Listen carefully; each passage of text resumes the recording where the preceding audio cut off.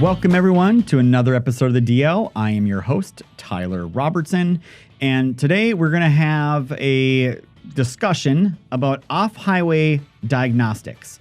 So off-highway, we'll define what that is, and if you're on YouTube, you're going to be seeing some slides that come up here. If you're on audio only, don't worry about it. I'm going to walk you through everything as we go through this. So most of you already know me. As I said at the beginning, I'm the founder and CEO of Diesel Laptops. I've been around trucks forever. I can tell you I'm a complete idiot when it comes to off-highway diagnostics. So the good news is a lot of the research and slides and information was helped put together by one of our employees, Travis Roberts. I don't think we've actually had him on any of the episodes, but you've definitely seen him if you come to some of our training classes or if you've watched some of our YouTube videos. So Travis came with us. He's our off-highway product manager, and he really knows this area very well. He has hooked by this point up to thousands and thousands of off-highway equipment.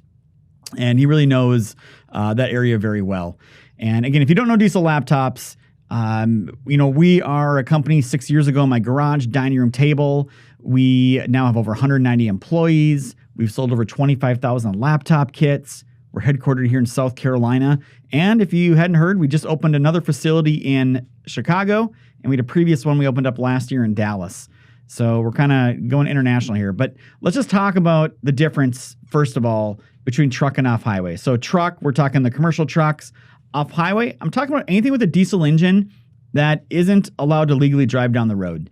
So farming equipment, excavators, bobcats, anything that moves dirt, generators. You go to the airport, those little chuggers that come around and have your luggage on them and bring it to the airplane, those are running diesel. So there's a lot of diesel around in the world. There's actually more off-highway diesel engines than there are on-highway diesel engines. But I think it's important to talk about the difference here, because I think a lot of people, when you take a step back and you think about it, for automotive that there are plenty of diagnostic tool options available for you, right? You can go to Napa, AutoZone, O'Reilly's, Amazon, and buy a little $30, $20 code reader that pairs with your phone. And that's what's really expected there. And there's a ton of options for diagnostic tools. Then you look at truck. Truck, it's a smaller market segment. There's a little more complexity here that we're going to get into with diagnostic connectors and different brands and vertical versus non-vertical integration. But then you get into off-highway. So off-highway is even more complex. There are literally hundreds of equipment manufacturers that are out there for off-highway equipment. When you start thinking about all the little pieces that go into it, our team was just at the ARA event, Rental Association event out in Las Vegas a couple weeks ago. And it is just amazing when you go through all the booths or you're there or just go on their website, how many different manufacturers there are for all these different specific applications that are using diesel engines.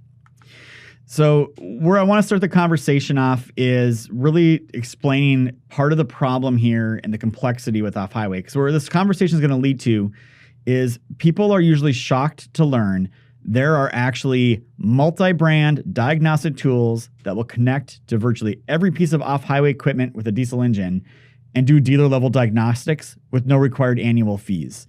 When I say that, people don't believe that. But when I say that with truck, people are pretty much there and understand that. They say automotive, like, yeah, no kidding. We know those things exist. So there's a lot of differences going on here. You look at the complexity. Automotive, there's literally over 200 different computers on some of these automotive vehicles that are coming out of the factories now. And what they've done is they started putting microchips into each individual component. So for example, if you have a brand new car and your Windows switch stops working, so you go buy a new switch and you install it, it doesn't work. You have to do a programming event in order to program it because that little door switch all of a sudden became its own computer. You look at what happened in commercial trucks. It wasn't long ago we had maybe 3 different computers on a vehicle. We had an engine, transmission, ABS, maybe a cab controller, so maybe 4.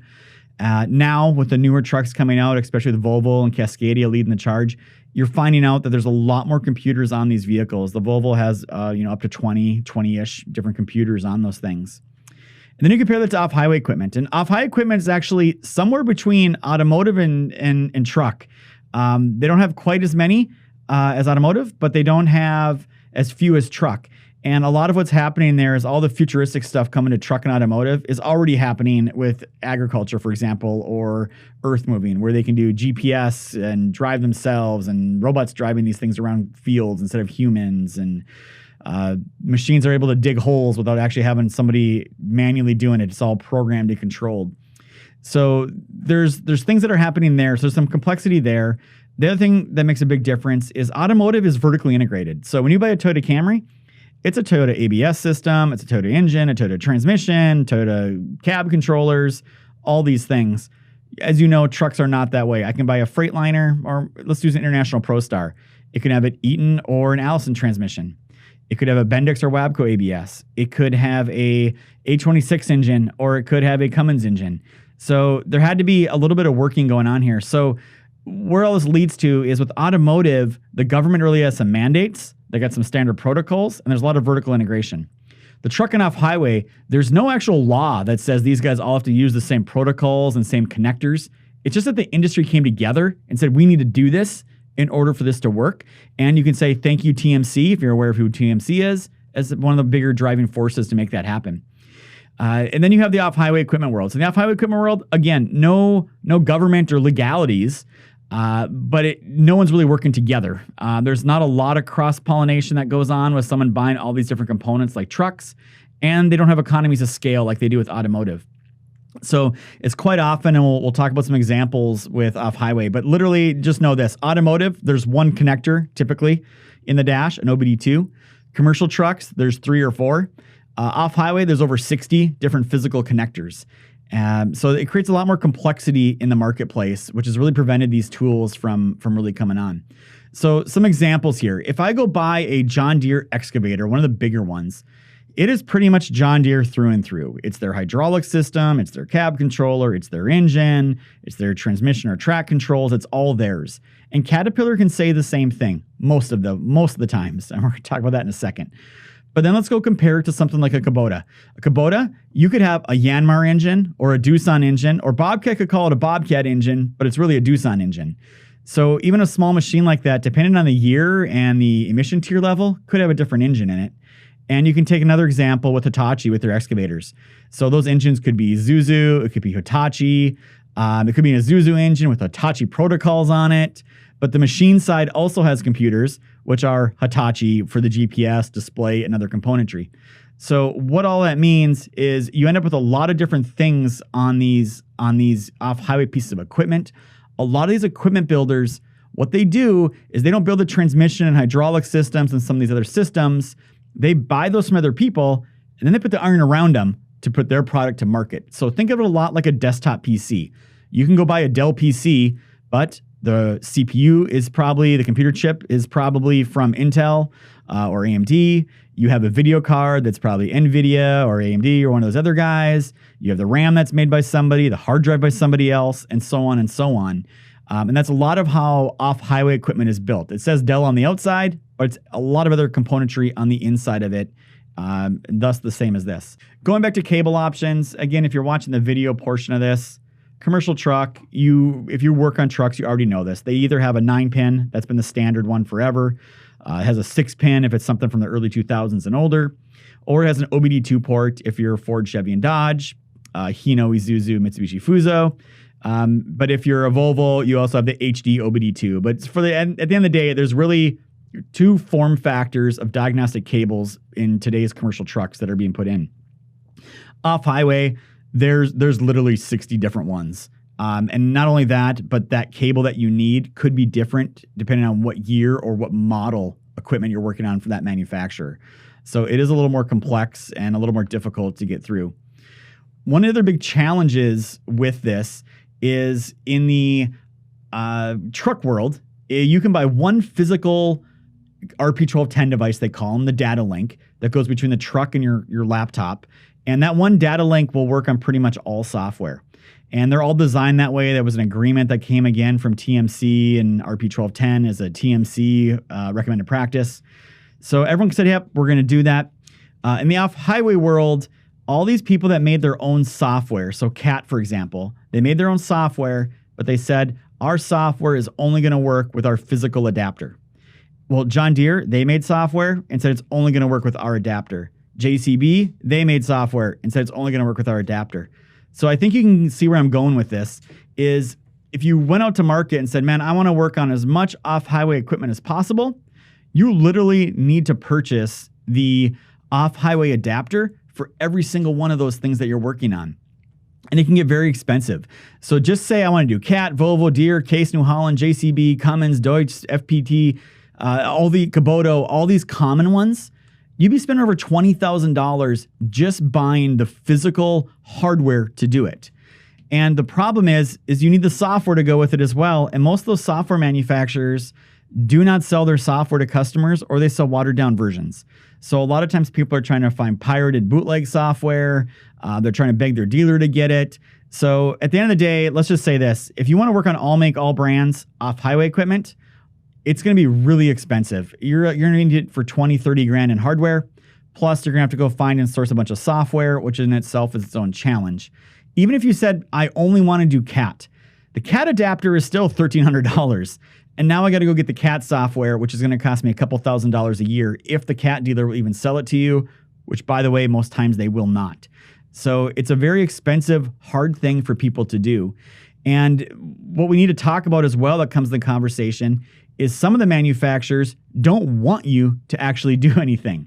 So John Deere being the biggest one of them. If you go Google John Deere versus farmers or John Deere right to repair, you'll see all kinds of headlines and articles of what's going on here. And I think I get sent at least once every couple months, somebody that knows me sends me an article that pops up in a magazine somewhere about farmers getting upset and hacking their tractors with software and finding pirated software and doing all these things. And basically, it's a bad situation the farmers get into. They are buying some great equipment. John Deere makes great equipment, there's no doubt. But they are not the most customer-focused friendly when it comes down to the repair side and allowing customers to fix their own stuff. John Deere's stance is, hey, they're going to tamper with their emissions and do things. Side note, John Deere, people are already doing that. They don't need your software to do those things. Actually, your software can't do those things. So I'm not sure what the argument is there. But essentially, John Deere is throwing a lot of money at it, along with some other companies. They have lobbyist groups. They're all trying to fight right to repair. I really hope anyone reading this is pro right to repair and can do their part to kind of help keep getting that through. So truck versus off-highway. Truck is easy when we go develop software. We can go out and rent a truck. We can go out and buy a truck. They're not too terribly expensive, and then we can go sell it again. They're easy. They're commodity good. They're, like I said earlier, they're easy to rent, to lease. So it's easy to get access to commercial trucks. It is very hard to get access to $500,000 pieces of equipment.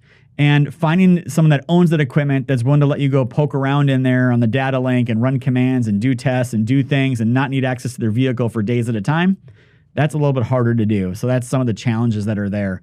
So at the end of the day, it comes down to there's a lack of industry organization, a lack of government regulation. You have a ton of different variants out there on these pieces of equipment. It's expensive and time consuming, even if you can get access to the equipment. OEMs refuse to sell the software, and you need proprietary tools. So even with all that said, there's still great tools that exist that do what we said at the top of this podcast. So we'll get into that for a second. But I want to walk into some of the other complexity, and that usually comes down to where to connect. So at Diesel Laptops, this is one of the most common problems we have is customers, they buy a tool, they say, what cable do I need, and where do I connect it, and how do I get the diagnostics to work? And it sounds really simple if you work in the automotive or the HD industry for commercial trucks because it's all pretty consistent. In this world, it's not. So for example, a Bobcat T630, there's actually two connectors. They're right next to each other. One's for the engine, one's for the machine. Are they labeled? Of course not. How would you know which one? It's really hard unless you really know what you're doing and have worked on these things before. A Kubota SVL skid steer. Same thing in different aspect. Theirs is hidden under the armrest. So you have to raise your armrest up, and then there's a connector in there that you have to disconnect. It's plugged into something else, and then plug your tool in order to find that connector. Extreme telehandlers. Theirs are by the, where your foot control pedals are. Above that, there's a panel. And sometimes these panels are locked. Sometimes they don't appear obvious on how to open them. Sometimes they're even screwed shut. But in there, in a cable somewhere laying around is usually the diagnostic cable that you pull out and kind of grab and hook your diagnostic tool up to. A Kubota M108, so a different Kubota. Their diagnostic port, fairly easy to find. However, if that's all you do is just plug your diagnostic tool in, it's not going to work. There's a resistor hidden behind the air cleaner housing that you have to unplug in order for the diagnostics to actually even work once you're connected to the vehicle. Wacker Generators is another one. So Wacker Generators, they have a standard looking OBD2 plug that looks just like the one you'd find in automotive or a Volvo or a Hino or a Ford. And you plug it in, and what people will find out is it won't work. It won't work because typically when you plug a diagnostic tool into the diagnostic port, some of those wires leading to that diagnostic connector actually have power ran to them. And in this case, Wacker did not run power to the diagnostic cable, thus it won't power up your tool you're using. So you have to use an auxiliary power supply and auxiliary cables, both of which come with the high-end kits that we do sell here at Diesel Laptops, by the way. So one more example here is a ham roller used on asphalt with a Deutz engine. So in this case, there's a control panel kind of hidden underneath the driver's entrance on the exterior that you have to open up and be able to find to know what to go in there. And we'll talk about a JCB as well. They have a standard 9-pin. So everyone's like, oh, easy peasy. There's a 9-pin. I'm going to plug it in. It's going to work. My tool power's up. We get phone calls. Hey, how come your tool's not working? It's not pulling any diagnostics. What's going on? Well, because JCB chose to have a little 3-pin connector behind the dash. You have to toggle it back and forth to go between engine diagnostics or hydraulic diagnostics. So depending on which way that toggle is, you get different information coming out of the diagnostic port. So that's kind of just a quick overview on some of the confusion that you see out there with just the physical connection and getting these pieces of equipment into diagnostic mode. And there's other cases too where you have to, I have jet skis and I have to diagnose a tool up to the jet ski and it didn't work. And I actually had to bump the start button and that energized the ECU and I was able to do my diagnostics again. So that stuff does exist as well when it comes to generators and other stationary diesel engines that you see in our world. So that's all that. Let's just talk about confusion as well. So if you've ever talked to someone that owns a Komatsu, they'll probably say, hey, I got a Komatsu. What engine do you have? Oh, it's a Komatsu engine. Well, no, it's not. The vast majority of them are actually Cummins engines that are inside them and just been rebranded or sold and say, hey, it's an all Komatsu engine. I started at the top and I kind of lied to you. I said, hey, if it's a Cat, it's all Cat. Nope, not really. A Cat C3.3 and a 3.4, those are not Cat engines. The 3.3 is really built by Kubota, and the 3.4 is really built by FPT, which is owned by Iveco. So and again, on the videos, we'll show some screenshots of that as well. Bobcat, people are always like, oh, it's a Bobcat engine. No. Tier 3 and older. It's actually a Kubota engine. You'll see John Deere actually using FPT engines in some of the models of the agriculture equipment. And I know you might be thinking too, why are these big manufacturers just not building their own engines? Well, because it comes down to time and money, and a lot of times they don't have the population density to be able to sell enough of these things to justify all the time and energy and money it costs to go design and build an engine, support an engine, train people, and do those things. And some manufacturers use multiple engines. So Takeuchi, you could find one of 3 different engines in some of their equipment, a Cummins, a Yanmar, or a Kubota, depending on the year, depending on what's going on there. Doosan, they make equipment. Well, you could have a Cummins engine, a Scania engine, or a Doosan engine inside of that. And it could be dependent on year, could be dependent on model. And same thing with JCB. They're using MTU, they're using JCB, and there's, who knows, maybe there's some others in there they use as well. So what I want you to come away with this is just knowing there is a lot of rebranding that goes on with these engines. And it happens in the truck world too.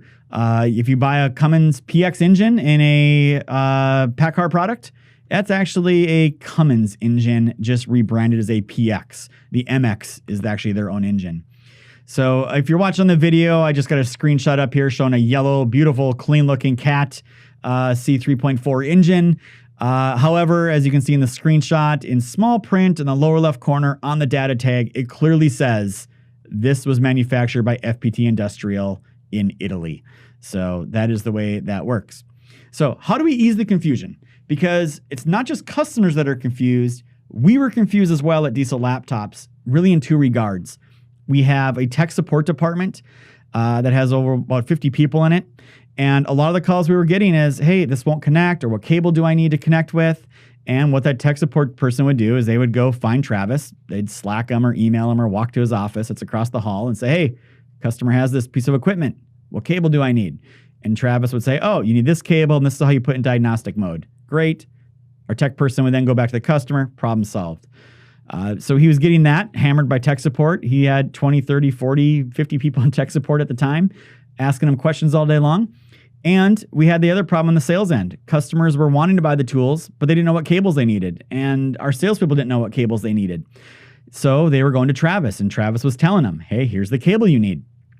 So all of a sudden, Travis, trying to do his regular job, is now playing subject matter expert, helping a lot of different people, probably upwards of 75, maybe even 90 people at one point, figuring out what cables they need. So we just said, Travis, we're going to make this something better. We're going to develop a tool on our website called the Cable Finder.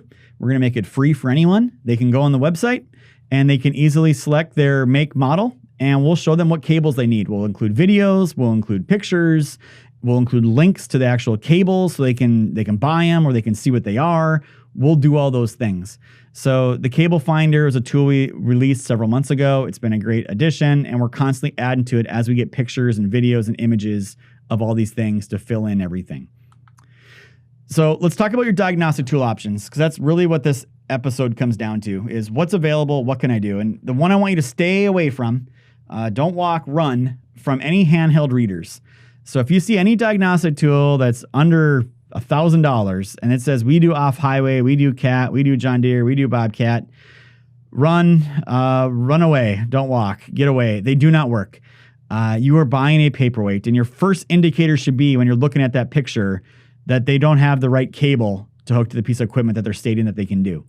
So that's number one. What happens is a lot of these are made overseas. People don't know what they're buying, what they're selling. They say they do things. The manufacturer says, oh, it works on Cat. And really it works on one Cat engine model for off-highway and one that nobody cares about because it's a 25-year-old engine. And they say it works with Cat. And all of a sudden people start putting a product out there saying this works with Cat off-highway engines. So stay away from them all. We've bought them all. We've tried them all. They do not work. You are just wasting your money. Hopefully I do a little public service here and are able to help you with that regard. Another option for you from a step up is a program we sell that we own called PF-Diagnose. So PF-Diagnose, it's a software program, and this is a read-only program when it comes to off-highway. For on-highway, it does regens and some other things. But for off-highway, this is a read-only tool. And it only works with vehicles that use standard commercial truck protocols like J1939, J1708, and the vehicle has a standard 6-pin, 9-pin, or OBD2 connector. So you're probably asking, well, which vehicles are those? Good question. It's hard to put a list together. We've attempted to do it on our website, but I can tell you, for example, John Deere. So this tool will connect to a John Deere piece of equipment. It will read all the codes. It will read the sensors and allow you to do your basic troubleshooting. So you can also view live data. You can print reports. And depending on how you buy that tool, if you buy it software only, or you buy a complete laptop kit that includes a bunch of other stuff, it ranges somewhere between $1,000 and $2,700. And the other one I want you to be cautiously aware of is what I call the China import tools. So there's a lot of tools in this category: FCAR, X-Tool, TopDon, Autel, Launch, Can-Do. They'll say, hey, we have these tools. They do off-highway equipment. I agree these are better than the tools you find at that $500 level. They will do some things. However, you will probably be sorely disappointed. I'd be very careful buying one of these, because unless you know specifically what equipment you're going to work on and you can validate with them before you buy it that it works on those, I would not buy one. Because I think you're going to find about 60% of the time it's going to work, 40% of the time it's not.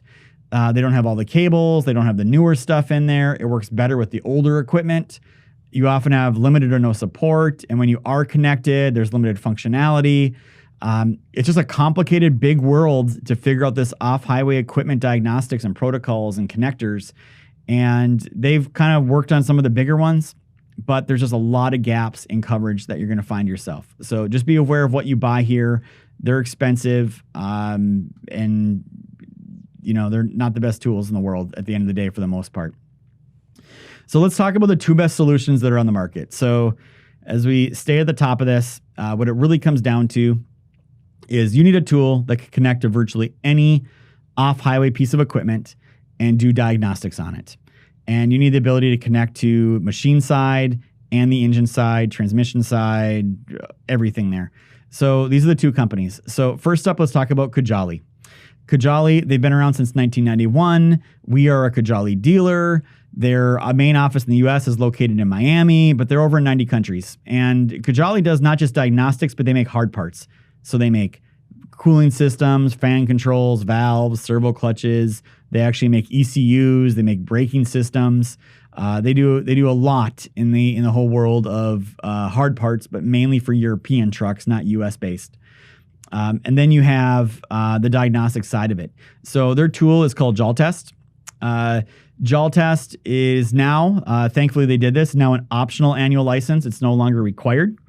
And they have 4 modules. They have a off-highway. The off-highway split into 2. They have an ag division, and they have a construction part of theirs that they do. But they also have a truck version of software and a marine. So this tool, it is dealer level. You'll find the functionality very, very good.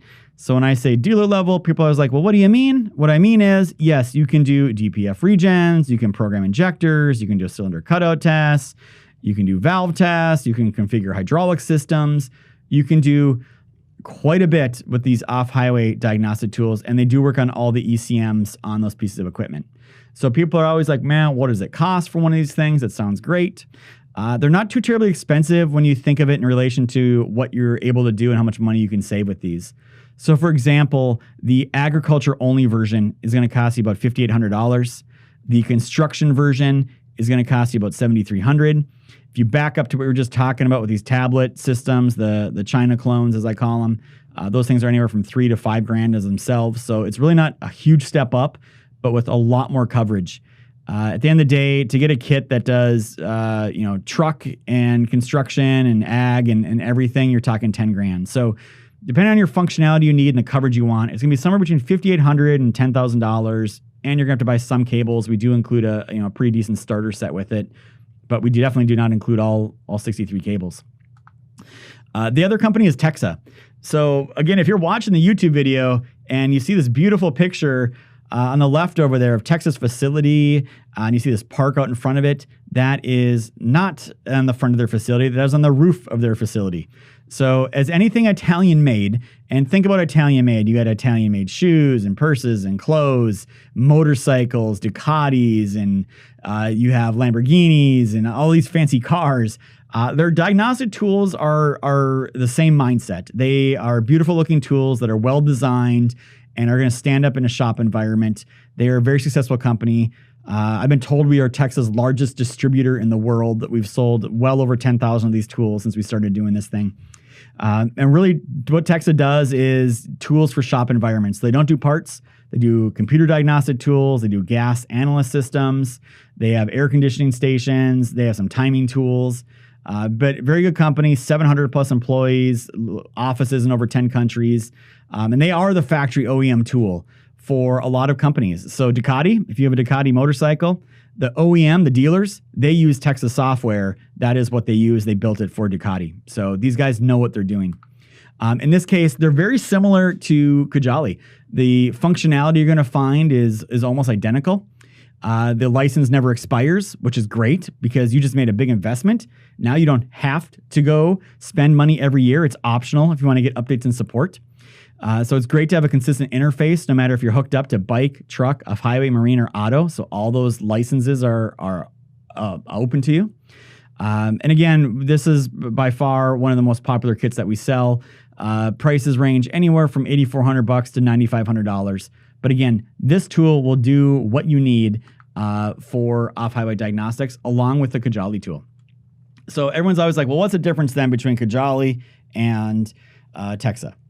And that is a very good question. And that line used to be a lot easier to answer a couple of years ago. It is now gotten a lot more difficult.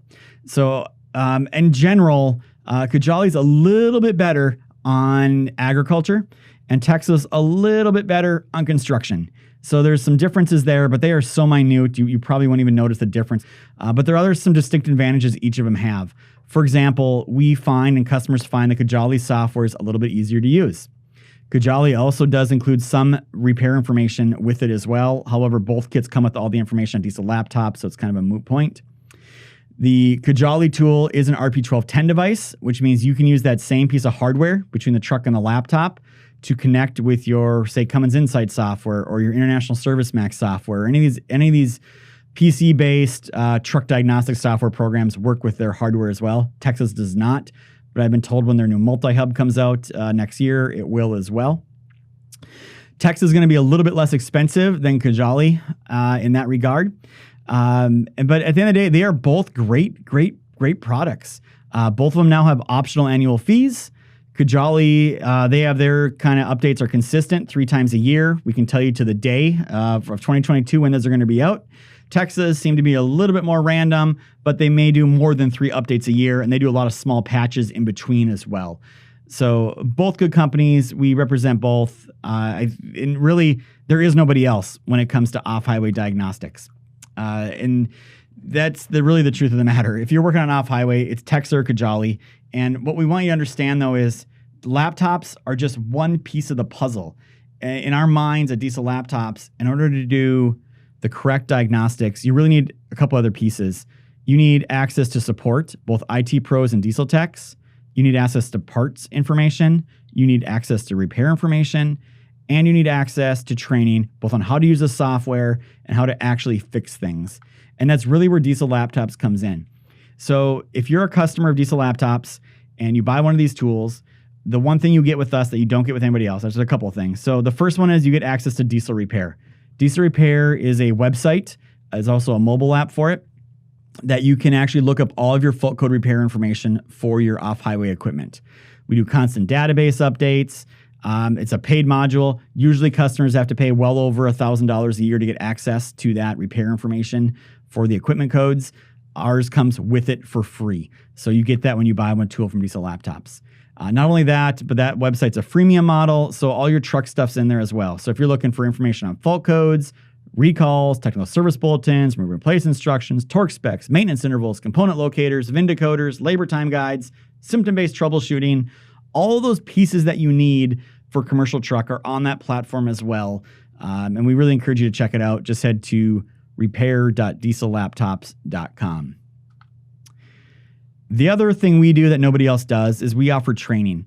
And as I stated earlier, it's not just training on how to use software. We do that free, live, and on demand all the time. That's available on training.diesellaptops.com. But when you do business with Diesel Laptops, the other thing you get is you get vouchers to come to our hands-on courses for free. So we have our facility in South Carolina. We have a facility in Dallas, Texas. We just opened one up in Chicago, Illinois area, and we're still got the eyes on the future. So training classes are going on there, and we have our training curriculum syndicated throughout the United States as well. California, Washington, Oregon, Michigan, Ohio, Indiana, Florida, Kansas City. We are in those locations offering our training courses. So the other thing you get with us that people really don't provide is technical support. And our technical support's not like what you'd expect from somebody else. Our technical support, we have over 50 employees there now. About half of them are diesel techs and half are IT pros. So whether you call in and say, I have a problem with our software, or I have help, I don't know how to fix this truck, I got no codes, I got 1,000 codes, help me. That's what our diesel techs are there to do. They come out of dealerships, they come out of distributors, they come from aftermarket. These are people that understand how to fix things, that are very, very smart at what they do, and they're there to help you. It is simple as just chatting with us on the computer or picking up the phone to make a phone call. You get that for free when you work with Diesel Laptops. So that's kind of the overview of off-highway diagnostics. If you come away with anything, just know this. To do off-highway diagnostics, it is possible to do. There are very great tools. We have clients. We have some clients that have bought hundreds, and we have one client that's bought over 1,000. They wouldn't be doing that if they didn't work. All right. They do work. They're great tools. They keep getting better and better with every single update. So we really appreciate your time. Hopefully you learned a little bit something about off-highway diagnostics. It's a big market out there. There's more off-highway diesel engines than on-highway. Just got to go find how to get that market and how to get that business. And it all starts with doing diagnostics done right. And to do that, you got to have the right tools. So thank you for watching. Thank you for listening, and we'll catch you on the next episode.